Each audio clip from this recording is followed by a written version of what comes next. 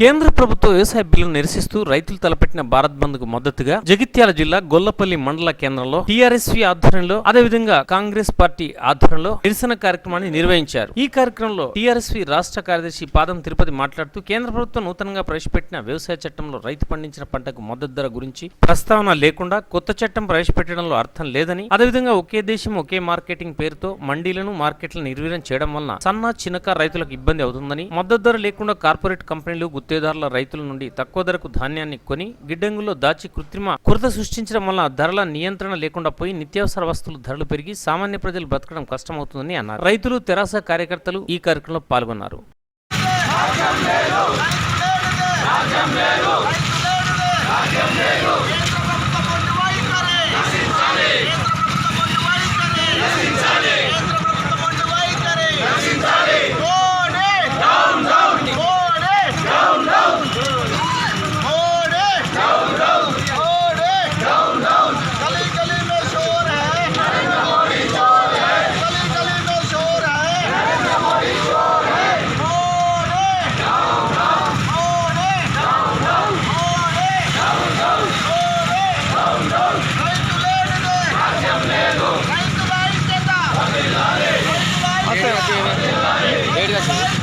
Phone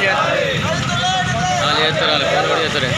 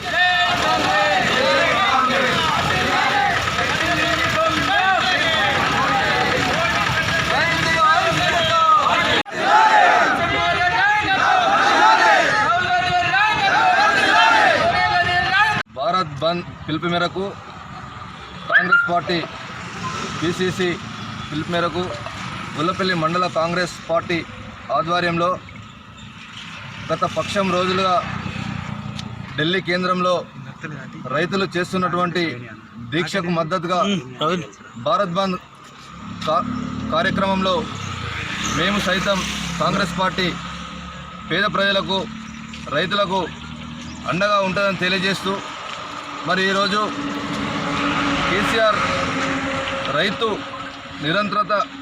నిరంతరత వైఖరి ఈరోజు రైతులకు సన్నపడ్లు పెట్టమని చెప్పడం జరిగింది. మరి రైతులు మార్కెట్ యార్డ్లలో సన్నపడ్లు పోసుకొని ఎప్పుడు మద్దతు ధర ప్రకటిస్తాడని చెప్పి దిక్కుమని చూడడం జరుగుతుంది.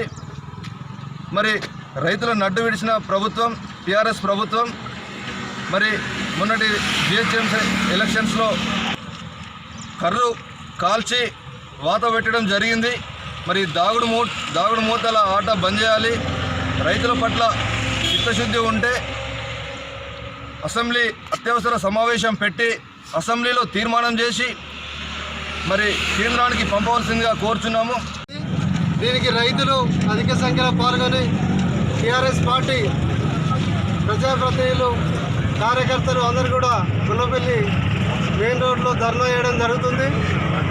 మరి బీజేపీ ప్రభుత్వం రైతు వ్యతిరేక విధానాలకు పాల్పడుతూ రైతులను ఎటు కాకుండా తయారు చేయడానికి ఇలా బీజేపీ ప్రభుత్వం కుట్ర వండుతుంది. కాబట్టి తక్షణం వారి కుట్రలు రద్దు చేసుకోవాలని, అలాగే రైతు కన్నీరు గారిస్తే ఏ దేశం సుతా బాగుపడలే, ఆ నరేంద్ర మోడీ గారు సుతా వారు ప్రభుత్వంలో కొనసాగరు, వారికి ఆఖరి గడియలు దగ్గర పడ్డాయి. కాబట్టి నరేంద్ర మోడీ గారు తక్షణం పార్లమెంట్లో బిల్లు పెట్టి రద్దు చేయవలసి రైతులకు వనికొచ్చే విధానాలను రూపొందించాలని, ఏ స్టేట్లో ధాన్యం అంటే ఆ స్టేట్లో అమ్ముకునే విధంగా ఆ స్టేట్లోకి ఇవాళ రిలయన్స్ కార్పొరేటు అంబానీ ఇలాంటి వాళ్ళకి మేలు చేయాలని, రైతులకు అన్యాయం చేయాలని చూస్తారు కాబట్టి దాన్ని వెంటనే వారు ఆ విధానాలను రద్దుపరుచుకోవాలి.